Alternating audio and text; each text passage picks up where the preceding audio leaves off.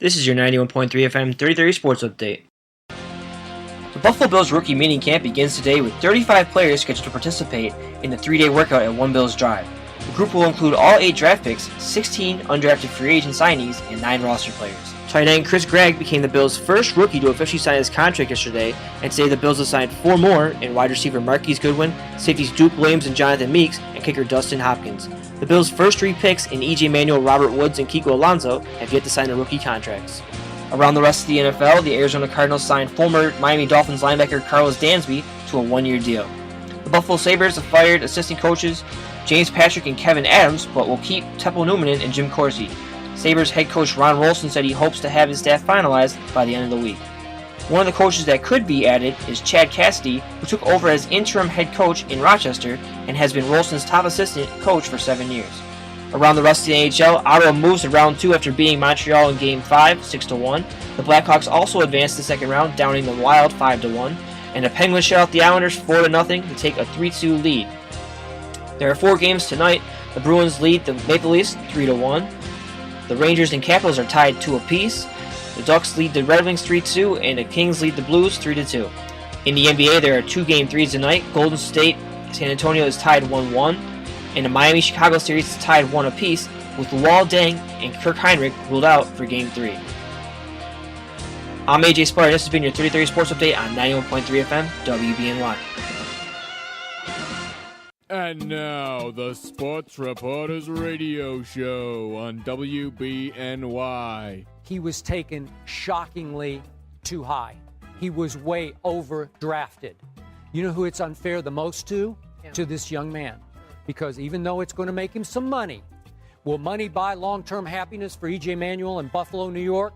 I don't think so, because all of a sudden, the national spotlight, because he was the 16th pick in the draft and the only quarterback taken in all of round 1, the national spotlight from camp day 1 will be on E.J. Manuel. They did pick up Kevin Cobb as probably a stopgap.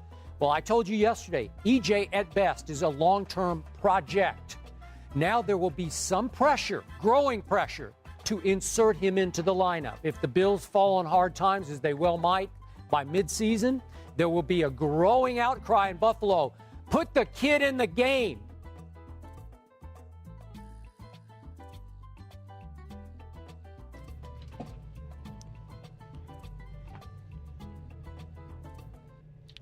That was Skip Bayless after the Buffalo Bills selected E.J. Manuel in the first round. I mean, I have to agree with what Skip Bayless had to say. We're gonna be getting into a lot of that today, talking about E.J. Manuel. Is he the right quarterback for the Buffalo Bills as far as starting the season? They have Kevin Cobb. They have Tavares Jackson. I know a lot of you guys are busy today. You're getting ready for the weekend. But hey, rookie minicamp's underway. Started off today. E.J. Manuel's there. He hasn't signed his contract yet, but there's a pretty good inclination that he's probably going to end up being the starter this year. What are your thoughts, Aubrey? I really think it's in question right now on whether he's going to be the starter from week 1. I think we can all agree that he's going to play eventually or sometime this season. I mean, obviously the question is when.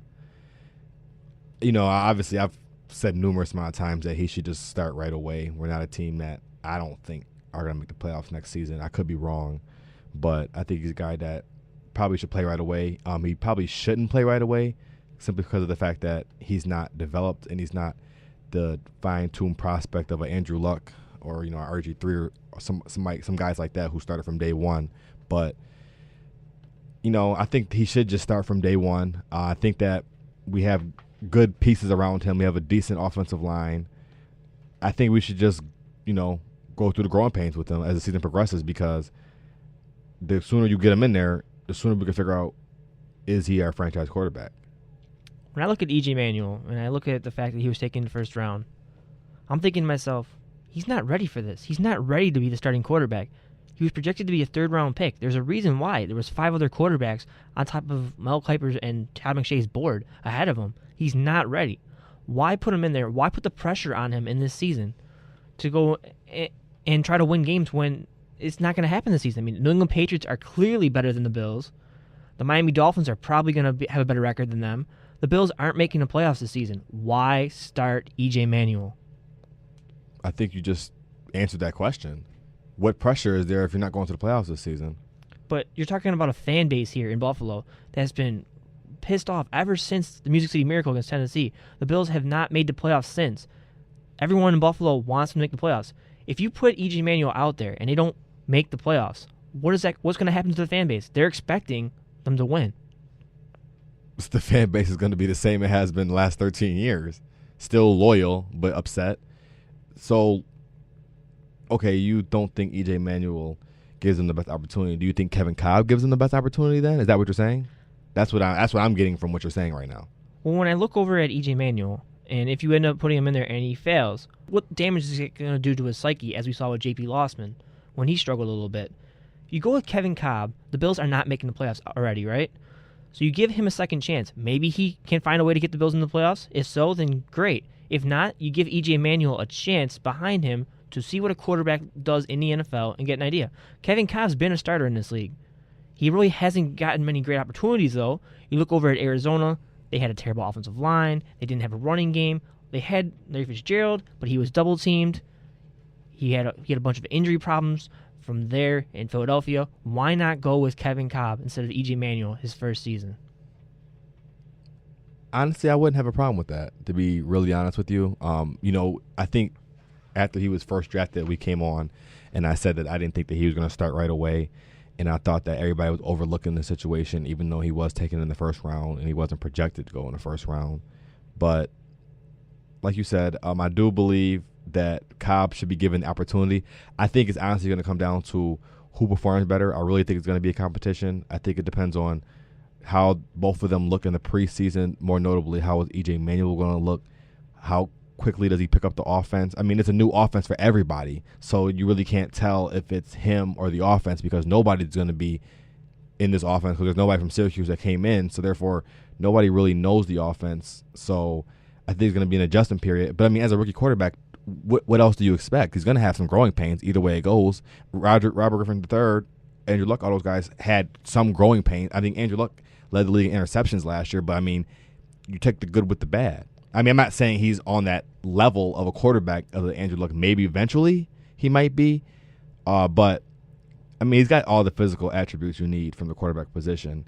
It's just progressions in the mind. It's the mentality, the mindset that he has to – I think that's the hurdle that he has to overcome. And I do think that would come if he sat for a couple games or at least half the season rather than going in right away. But even there's, they might run they might run the read option with him. He allows them to do so many things that maybe you can hide some of his deficiencies earlier on in the season and make him, and maybe he can progress. But I mean, I'm honestly not against your plan personally, but either way it goes, I don't have a problem with. But we'll see.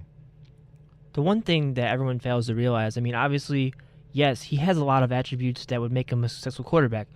You look at RG3, you look at Russell Wilson, Colin Kaepernick, those kind of quarterbacks, the guys who can scramble and not only throw. Yes, I see the league switching to that kind of an offense. But you look at the weapons on this Bills team right now. You have 3 rookies. You have TJ Graham, who's entering his sophomore year. You have Stevie Johnson, who might be on his way out. You never know with the way he's been acting. Buddy Nix has already shown frustrations. Chan Gailey had frustrations with him. You're looking at a really young team around him. There's not much experience, and there's not really much to help him out with. Let them work with a guy who's been in this league before in Kevin Cobb or Tavares Jackson. Tavares Jackson, by the way, has an above 500 record over his career.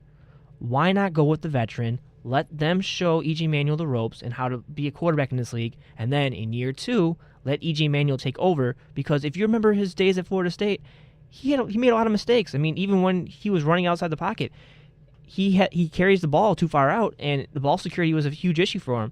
You look over at the Philadelphia Eagles with Michael Vick, he's had ball security issues too, and it ended up costing them games. There was so much hype around that Eagles team there. What were they, an 8-18? Last season? Well, the last 2 years. Yeah, they last year I think they were 4-12, and the year before they went 8-8. So they definitely didn't meet expectations. So I mean, I love the fact that he can scramble. I love the fact that he looks like he has a deep arm. According to scouts, though, he doesn't have a deep arm. But when I looked at some of the highlights, he was able to make some deep passes. The question is, when it gets cold and when it's windy, can he make those throws?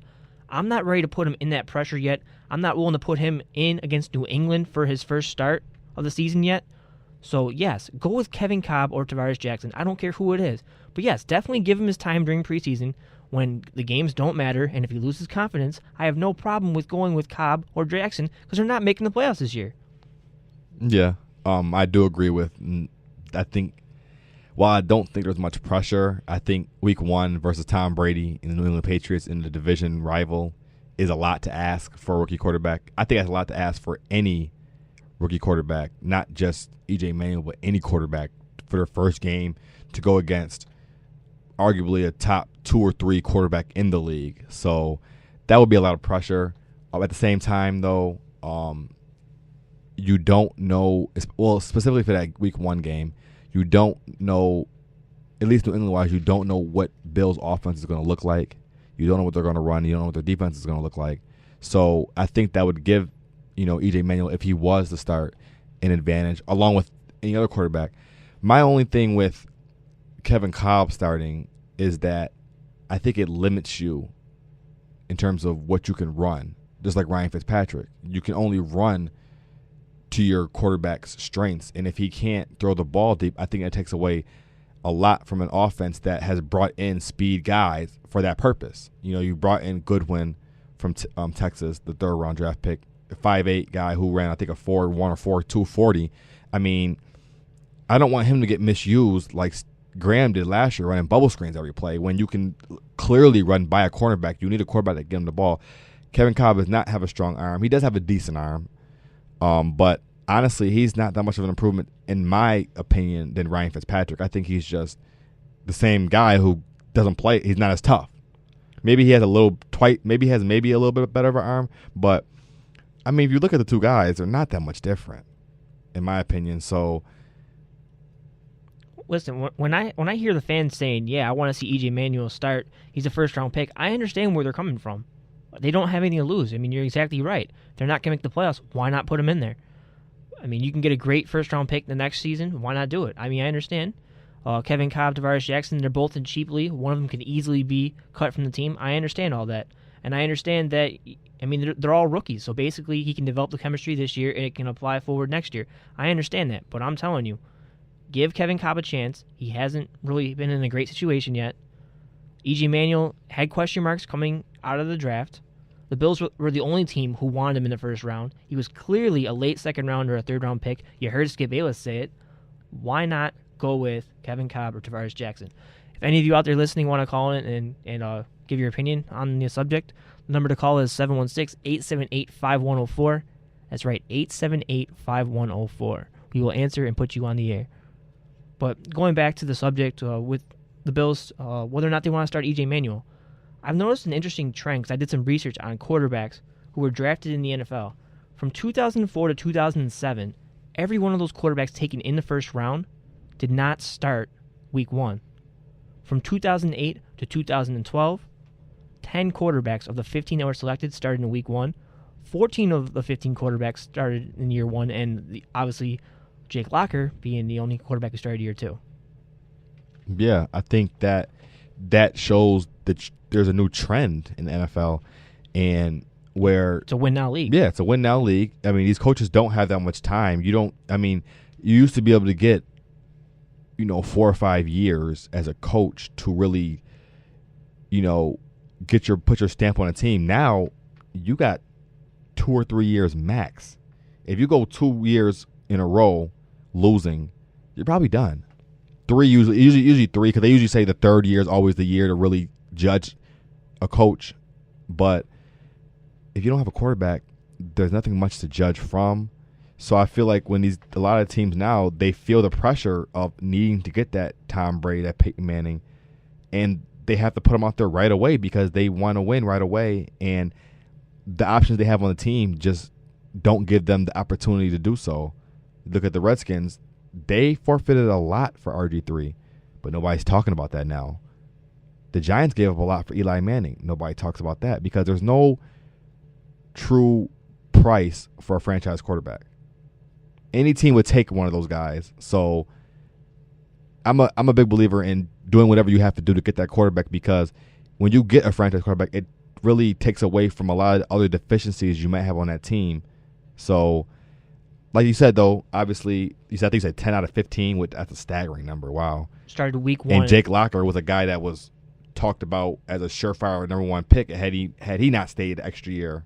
So I think it just shows the desperation by teams in the NFL to win right now. I look at it that way, and I look at it, who else is on that team as far as quarterbacks on there to compete with that quarterback for the job? You talk about Jake Locker. They had Matt Hasselbeck currently in place. You remember what he did with Seattle? He led them to the Super Bowl. Obviously, they couldn't get past the Pittsburgh Steelers. But, I mean, I understand why Jake Locker, it took him another year. And you know what? It probably will help him out in the long run. You look at last year's class, though, there's 4 quarterbacks taken. 2 of them make the playoffs, 2 of them don't. Andrew Luck, Robert Griffin III, they both make the playoffs. Obviously, RG3 gets hurt. Russell Wilson did, too. We're talking first round. Oh, sorry. Excuse me. First round. Ryan Tannehill, Brandon Weeden, neither one of them made the playoffs. I mean, every quarterback's not going to make the playoffs who gets drafted, obviously. But it was kind of shocking. In Cleveland taking Brandon Weeden 22nd in the draft, Ryan Tannehill being taken 8th. But you look at the other 2 teams who took their quarterbacks, Luck and Griffin being taken. They were the number 1 and number 2 picks, so they ended up going to the playoffs. Look at the year before that. You got Cam Newton, Jake Locker, Blaine Gabbert, Christian Ponder. Ponder was a 12th overall pick. Gabbert was a 10th overall. Locker's an 8. Cam Newton 1. None of those teams really prospered that much. And the only reason why Minnesota did anything was because of Adrian Peterson. And you look at 2010, Sam Bradford being taken 1st overall. Didn't do much. Tim Tebow went to Denver. You can't really talk about Tebow, but I guess in his 2nd year, he was a great quarterback. And just ask Skip Bayless. You look at 2009, Matthew Stafford. Jury's still out on him. I mean, he has the best receiver in the NFL on his team, so you don't know how good he really is. I never really saw a number 2 receiver emerge, but he's one of those guys who was put right in there, right in the fire, week 1 there. Mark Sanchez was also drafted in 2009, as well as Josh Freeman. I think when I look at Josh Freeman, it's kind of a similarity between him and E.J. Manuel. Josh Freeman was taken 17th overall. He didn't start till week 9. They had Byron Leftwich and Josh Johnson on that team. Obviously now Leftwich and Johnson aren't guys you would want to start, but back then they were thought of as guys who were similar to Kevin Kolb and Tavares Jackson in that they had potential as quarterbacks. We don't know for sure whether or not they can do anything.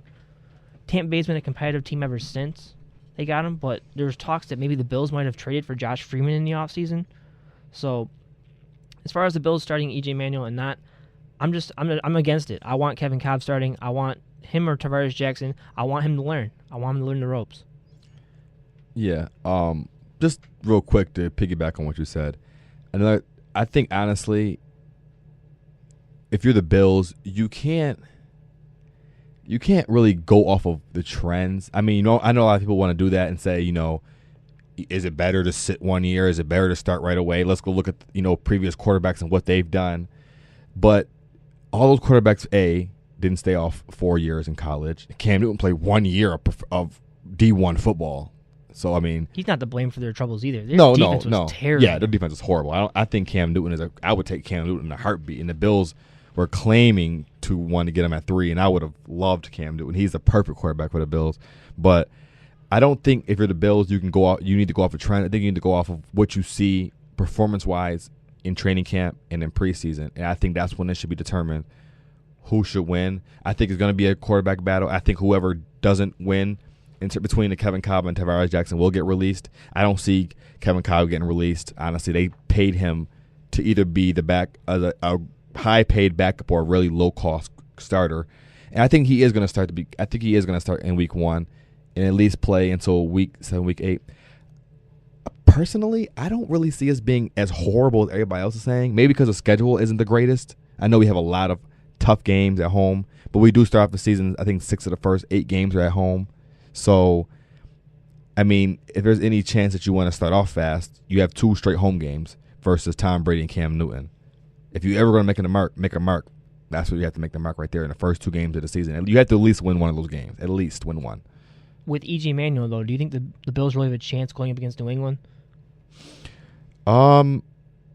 He's not really experienced, and it's going to be a huge high-pressure game. It's a rivalry now. The Patriots always play the Bills tough. Belichick's had it out for the Bills ever since they won 31-0, and Sam Adams did that touchdown dance on the way with that interception. Obviously, it would be a lot of pressure on E.J. Manuel to go in there that first game of the season and beat the New England Patriots. But they're talking about Rob Gronkowski might not be ready for week 1. We talked about the uncertainty of what the Bills will run on offense. They're going to probably try to hide as much as they can before a New England game. But at the same time, you don't know what New England's going to run. They have a wholesale change at the receiver position. Gronkowski might not play. Hernandez is still kind of banged up. So, if the Bills ever had a chance to beat New England, I think that first game will be the first game. Even if E.J. Manuel is starting or Kevin Cobb, because of the fact that they have a lot of injuries and there's a lot of uncertainty in terms of what the Bills are going to run and who's going to be able to suit up for the Patriots that first game. But it also going to be a trap, too. Obviously, home opener, a lot of emotion. It can get E.J. Manuel riled up a little too much. But we're talking about a guy here who played at Florida State, where it's a pressure-packed college. I think Florida State is a college you go to and they expect greatness from you at the quarterback position. It's not a slouch team. Even though it's played in the ACC, it's not the greatest division in college football. But, I think the last 2 seasons, everybody expected Florida State to compete for a national championship. So he's faced pressure. It's not like he came from Delaware or something like that, like Joe Flacco or something like that. But it's also a weak conference. Miami hasn't been the same team since the days of McGahee, Ed Reed, and Ray Lewis. Agreed. Duke, North Carolina, those teams are basketball teams. I'm sorry, Aubrey. I know you're a huge North Carolina fan. Yeah, you got Clemson in the ACC for the football. Clemson is pretty good. South Carolina's been better, but it's not the same as playing in the SEC, the Big Ten, and the Pac-12 now. Agreed. So it'll be interesting to see what happens. Obviously, the last great quarterback class, by the way, was in 2008 when they had Matt Ryan and Joe Flacco go, and you see what happened to them. Those teams have really taken off. They're not what I would call the top 5 quarterbacks just yet. I'm not going to put Matt Ryan there because look at his weapons. Julio Jones, a number 6 overall pick. Roddy White. They have Tony Gonzalez. They have a great running game, and now they have Steven Jackson. You gotta win. You gotta win more playoff games to be a top 5 quarterback in this league. Exactly. But who would you name as your top 5 right now? Obviously, top 5: Tom Brady, Peyton Manning, Aaron Rodgers, Drew Brees. Who's your 5th? I get a lot of hate for this, and I'm gonna go with it anyway because I'm gonna tell you who I thought top of my head. It might not be necessarily Big Ben. I'd have to agree. He won 2 He's championships. got 2 Super Bowls. People say the first one wasn't really because of him. He did have a bad game, but you have to understand. I think it was the 2nd season in the league, and he's in a Super Bowl. But the thing is, with the Steelers, is they've always had a great defense. Yeah, but also, you want to talk about a team that has no offensive line. Big Ben has been getting hit left and right, and he's definitely the toughest quarterback in the league.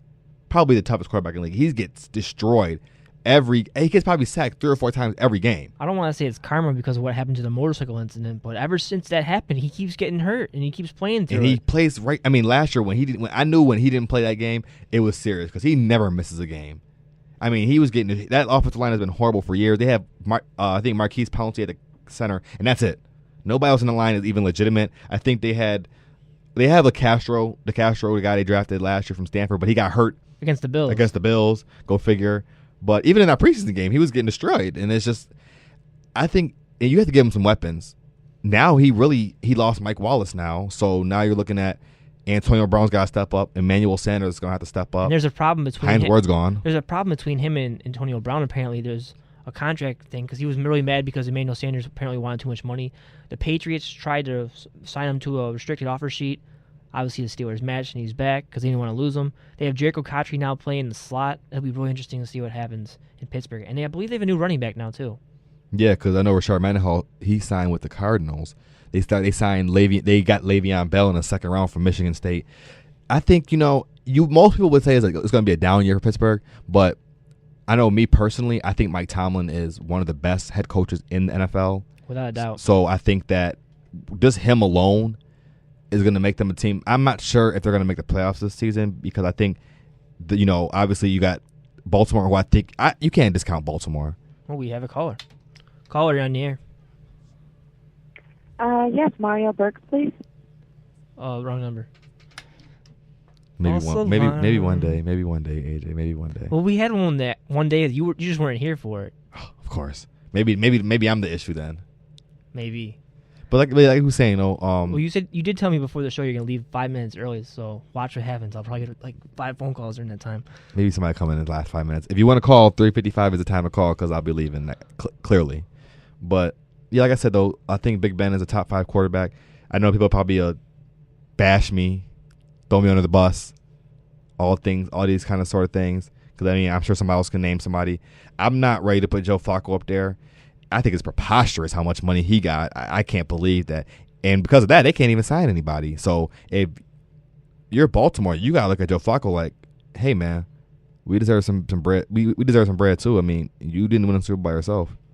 So how would you feel if I said Eli Manning? Eli Manning, yeah. See, you know, that's why I said it was top of my head. You're thinking the quarterback. Eli Manning has won 2 Super Bowls, but can we admit that he has to be the most inconsistent at least top 10 quarterback ever?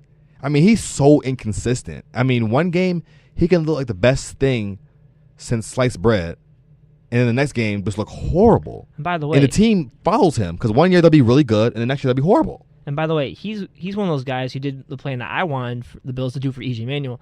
Manning was actually the starter in Week 11 of his first season. Kurt Warner was the current quarterback at the time. Obviously, he had struggled after a while there.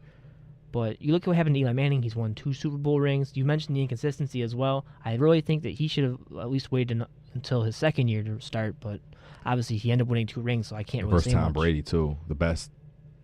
You mean Eli Manning is the difference between Tom Brady right now having 5 rings. He could possibly have 5 rings right now, but if it wasn't for Eli Manning. So I think that alone puts him, I think he's in the Hall of Fame just off those 2 Super Bowls against Tom Brady. I honestly really believe he's going to be in the Hall of Fame based off his name as a Manning and the fact that he's got Super Bowls. And the one they played, the first one, they were deep underdogs in that game versus Randy Moss and that undefeated. They gave him the one. Eli Manning is Tom Brady's Achilles heel. He has to be because he ruined that perfect season, and he ruined him having 5 championships right now. And we wouldn't even be talking about the best. We would say undoubtedly Tom Brady is the best quarterback ever to play the game. But going back to my point before we go to the break about the whole whether or not E.J. Manuel should start thing, you look at a guy like Aaron Rodgers, who, if you remember, he had Brett Favre ahead of him. He didn't make his first start until year 4 in the NFL, and look what he's panned out to be. I don't think the Bills have that time to afford. Honestly, yeah, they don't have a Hall of Fame quarterback. But you see, I mean, sometimes it helps to watch the other quarterback, get an idea of what you're going to get yourself into when you get in there. Not just get thrown into there when you have problems at left guard. You don't even know who that's going to be. It could be Sam Young. It could be Colin Brown, Zebby Sanders. You don't know. And you also have a lot of question marks at the offensive line. Is Cordy Glenn really that great of a blindside tackle, left tackle? I don't know. At right tackle, you have Eric Pierce, who's coming off an injury. I've heard Chris Harrison might end up starting there. Eric Pierce has only had 1 good season, and you have Eric Wood, who's had a history of injuries. So the Bills said the Bills promised E.J. Manuel that they're going to put a great line in front of him, and that he'll be fine in that. But I just don't see it. I really don't see it. I want to see what happens with Kevin Cobb, who's had a history of injuries, by the way. So maybe he goes down, then you put E.J. Manuel in. At least then it wouldn't be forced on E.J. Manuel. It would just be like a nature's yeah, and if calling. It doesn't work out, then he's not the guy we wanted to go with this season. Yeah. But it looks like the Bills, as you mentioned, this is the direction they want to go. They want to start E.J. Manuel. I mean, you have C.J. Spiller, who's a speed back. You have those great receivers you mentioned who are speedy. Marquise Goodwin, Derek Rogers, and obviously Robert Woods. You had T.J. Graham from before that. So it's going to be a high up-tempo offense. They don't have the tight ends to make it that similar to the Syracuse offense they used to have because Lee Smith's more of a blocker tight end, and you don't know whether or not Scott Chandler's going to be healthy for the start of the season. So we don't know really what to expect from this offense. I don't think the Bills know themselves yet. Basically, I think they're just trying to figure out what they have as far as in rookie practices, and then they'll make the offense off of that. But we need to talk about the postseason, and what better way to talk about it than with the New York Knicks, because they're currently in the postseason right now. So when we come back from the break, we're going to talk about the New York Knicks. One time for the people, y'all. It's Johnny $1 Million Boy Dollars. And when I'm out in the streets riding, touching all this money, I'm listening to news and other happenings around the globe with Kurt Fellerman and Amanda Matthews, man. Act like you know something. Monday nights, 9 to 10 p.m. I'm out here. And turn on that on. Turn on that, would you? Yeah, I'm out here. What's up? Peace. Sports Replay, located on 1614 Niagara Falls Boulevard in Tonawanda, buys, sells, and repairs new and used sporting goods since 1999. They specialize in hockey, snowboards, skiing, paintball, airsoft, and much, much more. Call in at 716-834-6595. Also on Facebook. Once again, Sports Replay at 1614 Niagara Falls Boulevard, a quarter mile off the 290. They gon' love me for my ambition. Easy to dream a dream, though it's harder to live. They gon' love me for my ambition. Easy to dream a dream, though it's harder to live. Look, they gon' love me for my ambition. Beautiful music, painting pictures, it be my vision.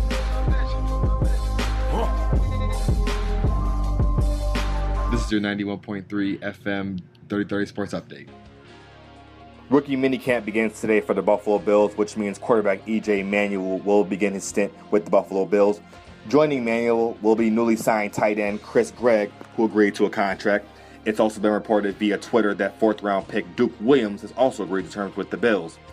In the NHL, the Buffalo Sabres announced that Ron Rolston will return as the Sabres head coach after going 15-11-5.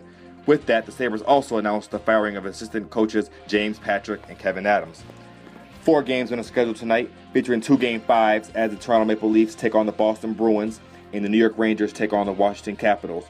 2 Game 6s out west, where the St. Louis Blues look to tie the series up and force a Game 7 as they take on the Los Angeles Kings, and the Anaheim Mighty Ducks look to close out their 7-game series tonight against the Detroit Red Wings. In the NBA, Nuggets head man George Karl won NBA Coach of the Year after leading the Nuggets to a franchise record of 57 wins this season. And as projected, LeBron James did receive his MVP this season, his 4th in the last 5 seasons, after gaining 120 votes out of 121. 2 Game 3s tonight as the Miami Heat will take on the Chicago Bulls, who will be without Luol Deng and Kirk Heinrich due to injuries. The Spurs also take on the Golden State Warriors, where the Warriors will be looking to go up 2-1 in their best of 7. Knicks forward Amari Stoudemire, barring any setbacks, will play 10 to 15 minutes tomorrow night, according to head coach Mike Woodson, as the Knicks take on the Indiana Pacers in a Game 3, followed by the Thunder and Grizzlies. Both series tied up at 1 apiece. In Major League Baseball, a day after ruling what would have been a tying home run a double for Oakland's Adam Rosales and Cleveland Wednesday night, admitted they made the wrong call, but the game would not be rescinded, according to baseball executive Joe Torre. Cleveland would go on to win the game 4-3. This is Aubrey Gibert, and this has been your 3030 Sports Update here on 91.3 WBNY FM. And now, the Sports Reporters Radio Show on WBNY.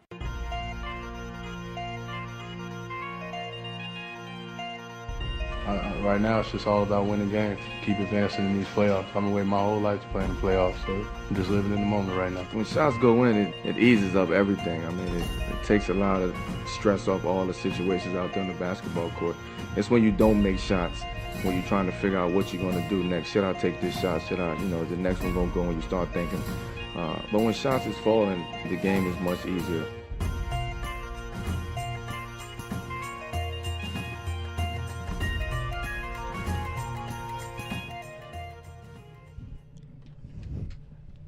That was Iman Shumpert and Carmelo Anthony talking about the New York Knicks win over the Indiana Pacers in Game 2. AJ Speier alongside Aubrey Gibert here, Sports Reporters Radio Show. New York Knicks looking to get that 2-1 lead on Saturday against the Indiana Pacers. So far, we've seen J.R. Smith really struggle since that suspension. Carmelo stepped his game up in Game 2. Amari Stoudemire is coming back. A lot to talk about with the New York Knicks. Where do we begin? Amari Stoudemire. How will he impact the lineup for the New York Knicks? Honestly, I don't know. I think it's a positive he's coming back. You can never discount a guy who at one point in time was considered a superstar and a top 2 or 3 power forward in the league. Obviously, his health has been the biggest Achilles heel for Stoudemire, but we're talking about a guy who even in limited minutes this year, I think he only played 29 games, averaged 14 points a game off the bench in only 25 or 29 minutes a game on over 57% shooting. So not only is he scoring, but is efficient. So I think particularly for this series, it's perfect because they need a big man. If they were playing a team like Golden State, let's say for instance, where they play small ever since the loss of David Lee, I would say, no, don't play him. It's going to hurt what they're trying to do on offense, and it's only going to hurt them defensively versus Golden State. But when you're playing a team like Indiana with those big, tall Roy Hibbert and David West, you can use Amari Stoudemire as a body to throw out there. He's not going to help you defensively. Obviously, we've known that for 10 years now, Amari Stoudemire. He's not going to provide you any defense. He's going to try. But I think with him on the floor, it helps. I still think the spacing is there on offense because if they had started Kenyon Martin with Tyson Chandler, the offense would have been cluttered because everybody would have just packed the lane because Kenyon Martin and Tyson Chandler don't provide you with any offense. But with Amari Stoudemire, now you have a big man on the court who can hit that 15 to 20-foot jump shot and a guy who can get to the rack. We don't know if he can hit that jump shot. He's been hurt. Yeah, but I think just the threat. We don't know what to expect. No, we don't. But 10 to 15 minutes. How many times have we seen Stoudemire come off of injuries and he doesn't exactly? He's not going to put up 20 points right away. No, I'm not saying he's not that, going to play. He's not going to play 30 minutes. It's going to be 10 to 15. He's going to come in to probably give Carmelo Anthony a break because they can't play on the floor at the same time. We've seen what happens when that happens in the past. Two guys want to play isolation ball and it doesn't work. But the big thing that might help the Knicks out with Stoudemire in the court is how do they defend him? You're not going to put, obviously, Paul George on him, who's been giving problems to Carmelo Anthony and J.R. Smith. David West has been guarding Jason Kidd, so you'd figure David West is going to be over there. That might help the Knicks open up their three-point shooting a little bit more, even though in the past it has hurt it. But you talk about the defensive end. David West is a guy who's really been struggling as a scorer so far this series. I mean, he had 20 points in the one game, but he's not a consistent guy, though. But if you put Stoudemire on him, I think David West is going to win that matchup. Yeah, I don't expect Amari Stoudemire to shut down David West, but even if, you get a couple higher fouls out of him, that's a couple fouls that Kenyon Martin might have had that now you can have him in the game longer, or, it keeps fouls away from Tyson Chandler and Kenyon Martin, guys who we expect to contribute for this series. Amari Stoudemire is just easing himself back into this series. So, and like you said, 10 to 15 minutes, it can be enough to make an impact, but I think for him, it's not enough to make an impact. I'm for it, though. I don't think that I think if he's ready to play, I think you play him, especially in this series, because it gives you another guy down low that can bang, and you need that. You want to talk about the Knicks with Amari Stoudemire? They were 38-15 without him. Without him, yep. They were 38-15. With Amari Stoudemire, they were 16-13. Like we said, the big difference is ball movement, which you can't really do with Amari Stoudemire. He's not the kind of guy who's going to be passing around. He's not going to do what Carmelo's shown he's capable of, going for 9 assists, surprisingly. He's a guy who you're going to pass him the ball. He's going to try to work on those post moves Hakeem Olajuwon gave him so he can drive to the hoop. Or he's going to take that jumper, which he's relied on lately in his career since he's had those knee injuries, and it's really affected him. And going up against a physical team with Roy Hibbert, David West, a good defensive team by Indiana, I'm not really in favor of putting him back in the lineup unless you have to. Because, you have Tyson Chandler, Kenyon Martin, Carmelo Anthony. Those are the three guys who are really playing the minutes in the front court. You might give Marcus Camby a little bit of time. Where is he? You paid him, I think they paid him over $15 million. I haven't seen this guy since, January. Is he that hurt? Or is Woodson just not playing him? I think it's a matter of both. Yeah. He's near 40. Yeah, my God. Yeah, he is getting pretty old, I'm not going to lie. But even Chris Copeland is a guy that I think that should get more playing time that Woodson doesn't really like because he doesn't play great defense. But a guy, like you said, that can space the floor. A guy who came in game 2, hit 2 threes. He's a guy who spaces the floor, and that's what we need to do on offense to try and get Roy Hibbert out of the lane so we can get those driving lanes. Because let's face it, as great as Indiana is on defense, and everybody says, oh, Paul George is great, the Knicks are getting to the paint. It's just that when you have a 7'2" center sitting there waiting for you, you're not going to score most of the time. So you take him out of the game, the Knicks score at will. And I think I think the Knicks were a little bit intimidated in Game 1 of trying to go into the paint. They really struggled shooting 3-pointers, forcing some shots they didn't need to. But you saw in Game 2, Carmelo Anthony started taking it in a little bit more, getting some free throws, which is what he did against Boston when he was successful, getting points. J.R. Smith, he's taking too many not taking too many shots. He always takes too many shots. But he's not taking as many smart shots. He's not going to the rim. He's not going to the rim anymore. I think they're intimidated by that huge lineup over there. And Paul George is not making it easy. He's a shutdown defender. Think what Iman Shumpert does for the Knicks, basically, is what he does for Indiana.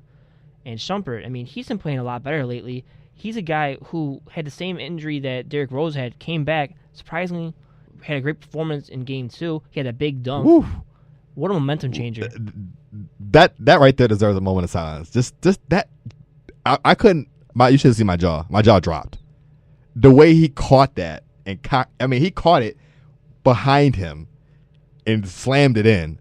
I mean, the first thing that popped in my head was Derrick Rose sitting on the bench and Iman Shumpert hitting that dunk. It's two guys who got the same injury the same day. Now, I'm not sitting here whatsoever, and I'm going to call it Derrick Rose whatsoever because I'm not in his shoes. And you've never had that injury. Yeah, and what he is to the Bulls and what Shumpert is to the Knicks is two different things. And his game is predicated on getting to the lane. So he needs his legs more than Shumpert might. But let's not take anything away from Iman Shumpert. He's been elite in these playoffs. Maybe not point-wise, but all-around game-wise. If it wasn't for Raymond Felton, he might be the best player that's played for the Knicks this postseason. I mean, on defense. He really got into Paul Pierce in the first-round series. He's hitting his three-point shot. He's averaging, I think, 10 points a game, which I would never have thought that he would have averaged. He probably can average more. Game 2, I thought he stepped up a lot in Indiana. I think he really stuck at Paul George. I think the whole defense that was the key in that game more so than the offense. I think the Knicks really got into the weak backcourt of the Indiana Pacers. I think everybody overreacted to Game 1, first of all. Everybody overreacted to that game, saying, are they in trouble? Oh, that was just ridiculous. One game, you're telling me that now they should be worried. I'm not buying it. The Knicks are going to win Game 3. I'm calling it right now. I told you last time they're going to win Game 6. I've not been wrong yet. I mean, it's not the first round. People have to realize Indiana is not a bad team. There's a reason they won their division. And there's a reason why they're only the You're going on the road. You want to set the tone early and get that win. I mean, I'd expect Indiana to come out the way they did and win that game. I just didn't think the Knicks were going to lose that badly. And for all you Heat fans who are calling out us Knicks fans over here, what happened in Game 1 over there against Chicago? Exactly. You had two teams who were on the road who they needed to make a statement, and they did. And then the Knicks and the Heat responded in Game 2. And now you're going over to Game 3 where both teams are looking to take over the series again.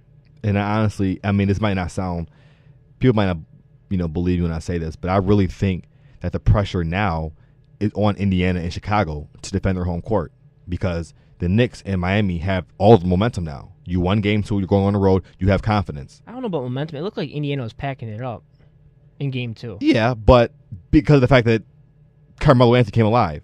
That is the one thing they were hoping. That's another thing I should mention really quick. The Knicks honestly have gone through 8 games now.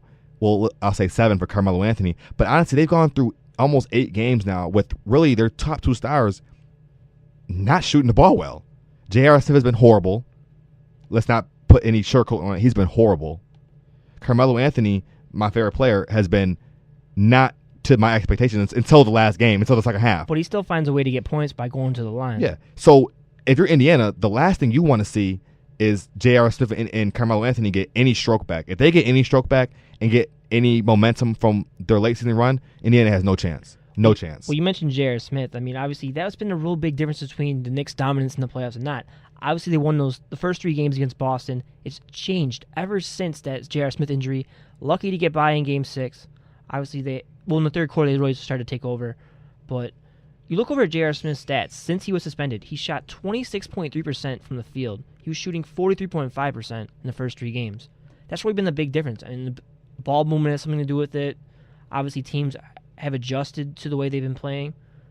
I mean, if the Knicks really want to make a deep run, they're going to have to get more contributions from players like Pablo Prigioni, who had that big night with 3s against Boston. People like Chris Copeland, who need to come onto the court. I don't know why we haven't seen him that much. I know he struggled in Game 1 of the postseason, But look what he did. It was his during the first season. game ever in the postseason. I believe he's been battling injury too. He has a shoulder injury. But like you said, though, I think, and then another guy that you have not brought up, but obviously I know you like a lot, Raymond Felton has been He's my star nothing player. short but spectacular in this series. I mean, he's hitting all his shots. I believe they need to run more pick and roll with him and Tyson Chandler, and maybe run it with Amari Stoudemire when he comes back, because that if there's one guy Indiana has not shown they can stop, they cannot stop Raymond Felton. And that's the interesting thing. I mean, you look over at Chris Paul in Los Angeles. There's talks that he's going to come over to the Knicks possibly next season. If the Knicks can find a way to dump Amari Stoudemire's contract, it would have to be through a trade. Yeah, it might be a sign and trade. You never know. I would welcome it. But I mean, you're looking at that. You're looking at J.R. Smith, who we mentioned is a sixth man of the year. He struggled recently. You see what the Knicks are with him and without him when he's on his game. He's a free agent. How much is he worth? I don't even know if I trust to give him the money. After what I've seen he's been doing, he went out to the 40-40 club with Hove and the Rock Nation before game 1. He claimed he was just watching the Mayweather fight. And then he went out after game 2 and was spotted with Rihanna in the club. Listen. Hey, I can't fault him for that. Listen. I would do the same thing. Listen. This is the playoffs. You play for the New York Knicks. There's already enough pressure right there. There is no reason you should be out at all. You shouldn't even be out during the playoffs. You should not be out. I have to disagree with the whole pressure thing. When was the last time the Knicks won a playoff series? So now there's even more pressure now that you've gotten that far. No, you got to keep going. I think next season there's more pressure. I think Knicks fans are happy enough that they actually won a playoff series. Obviously, you want to win a championship. I'm not. But say the Knicks were to lose to Indiana in like 7 games. Okay. Are you okay with this season? I'm not. You haven't seen. I want at least Eastern Conference Finals. If you're a number 2 seed. Now, if they were a number 8 seed or a number 7 seed, or like Golden State, where you're just shooting your way to the let's not round, forget how they're a number 2 seed. Let's not forget how they became the number 2 seed. They had that huge run at the end of the season that put them ahead of Indiana. And through that winning streak, did you see anything that would make you think they shouldn't beat Indiana? From what you've seen? They were playing a little bit easier teams, though. Don't forget. I mean, game 2 showed you that they can beat Indiana. Indiana, as good as they are defensively, they can't score. They cannot score. They had one good game in game 1 where I feel as though the Knicks really weren't ready for that game. They clearly had a hangover from the game versus Boston. I think a day or 2 before that. I think this 3 days rest definitely benefits the Knicks in terms of Carmelo Anthony for his shoulder, which is clearly not right. And they're targeting it in game 1. Honestly, as mad as I could be about that, can you blame them? He's a star player. He's a top 5 player in the league. You're going to do whatever you can to try to get him out of his rhythm. So I don't blame them for that. Is it dirty? It could be dirty. But if I'm looking at Indiana's mindset, if I'm an Indiana fan on the other side of this, I'm like, hey, smack Carmelo Anthony around. Do whatever we have to do to get him out of his game. Surprised Boston didn't do that a little more. Yeah, I think he didn't really get that injury again until game 5 when Mr. KG himself to pull his arm out the socket. But like we said, though, they're not. Indiana's a good team. Don't get me wrong. I don't think they're as good as everybody's making them seem. Charles Barkley he's making them seem like they're an elite team, and I'm just not buying Indiana. You can't. You could play defense, but you got to score sometime, and you can't win scoring 70, 80 points a game in the playoffs. You sometimes will, but you have to hope the other team doesn't make shots. And I think at this point, they're hoping what Carmelo Anthony did in the fourth quarter was just a distant memory. They're hoping he doesn't get that. If he gets any stroke back, I think it's lights out. DJ Augustine's not going to have that performance all the time either. Him and Lance Stevenson had career games in game 1. Let's be honest. They had career games. I think Lance Stevenson had 15 and 13. He's not going to have 15 or 13 combined for the rest of the series. He might, but he's not going to have a 15-13 game. I think DJ Augustine was perfect from a three-point line. I think he was 5 of 5 from the field. Their bench is horrible. So, I'm not taking anything away from Indiana.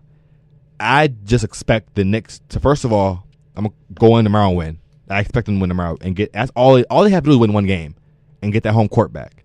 And I expect them to go to Indiana tomorrow night and beat them. I really do. I'll even go out and guarantee it. I'm putting it out there. Boom. Book it. What I'm curious to see is if Indiana decides to go with Roy Hibbert more in this game. Because what I've seen from the Knicks, when you take Tyson Chandler out of the game, they're a much different defensive team. Because they have to stick Kenyon Martin and Carmelo Anthony in there. Both of those guys end up foul prone when Chandler's not in there. So if I were Indiana, I'd work inside as a big man, David West and Roy Hibbert. That's always going to be their game plan. But I think what the Knicks did in this game too, that they should do the rest of the series, is they really pressured the point guard George Hill before he could even get the ball to them. That's the key. Pressure them so you can't make those easy lobs down low where then you have to go over and double team and it creates open shots. If you look in game 1, I mean, George Hill was walking the ball up the court and just passing it into David West. That game 2, Raymond Felton was getting into George Hill. It pressured them. I think they had 21 turnovers.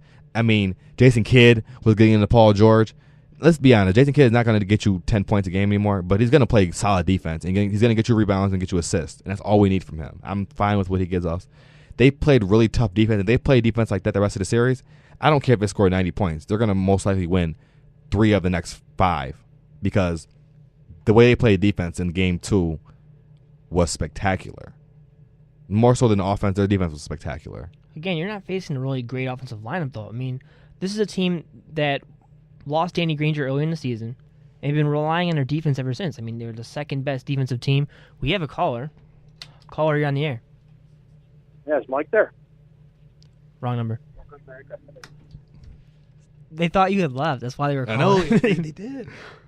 But anyway, back to what we're talking about. Yeah, I mean, I'm looking at the Knicks in this matchup against the Pacers. Obviously, we talked about Raymond Felton, his importance as a guy who can do the pick and roll, who can distribute the ball. Melo, he's going to get his points. He's going to get 25 at least every single night, whether it is getting to the line or hitting threes, which he actually struggled with the majority of this postseason. Whether or not Iman Shumpert can get going, hitting from the corner threes. And we'll continue to keep going. What I want to see from the Knicks is if J.R. Smith can't get a shot going, why not put Quentin Richardson in the game? It's an interesting topic. You know, Mike Woodson has come out and said that he will have a short release from J.R. Smith if he doesn't pick his game up. I think with J.R., it's simply just get to the rack. He just keeps shooting. Just go to the rack. You can get by anybody. He's so athletically gifted. There's no reason he should not be shooting at least 5 or 6 free throws a game easily. No doubt about it. Even with Roy Hibbert there, put the pressure on Hibbert to not foul you or to foul you. Put the pressure on. There's no pressure when you're just jacking up shots. No pressure. But if you get to the rack and really put that onus on that Indiana Pacers defense, eventually you will get some calls. I agree with this, but I want to ask you one more thing before you go. We're both Cleveland Indians fans. We have to switch over to baseball real quick. What is wrong with the fan base in Cleveland? They have 9,000 people showing up to a game, going to games. Cleveland sports is. They're winning. It's not rocking. They're winning. They're playing their best baseball. I mean, in 2007 when they went to the ALCS, they still had, I think, the 24th worst attendance. So it's clearly not the winning. It's just that are they interested in baseball? Or I mean, you're asking me, and I honestly really do not know. They're 18-14. You add Nick Swisher. You have Carlos Santana, who's healthy this season. They're both hitting home runs. Leading the league in batting average. Mark Reynolds is playing out of his mind. He's a guy who usually strikes out a lot. He's hitting around 300. I think it's 295. He's near the home run lead. He leads the AL home run with 11. And now you have Michael Borden coming back. How do you struggle to get people to go? Cleveland, you're killing me. We'll go down there and try to get some people riled up. But that'll be something we talk about next week on the Sports Reporters Radio Show, which will end up probably being a Knicks Cleveland Indians dominated show. The Bills may or may not have news to talk about. I really want to talk about baseball. We haven't talked about it in I think at least a month. You've been hurting. I've been hurting inside. Heard about the Knicks. But we're gonna end up ending the show. But we're gonna sign out with the most popular song on MSG. You know what it is? Is it that rock and roll song with the Knicks? I like that song. Yep. I like that. What's the name of that song? Go near and go. Wait, let's play it.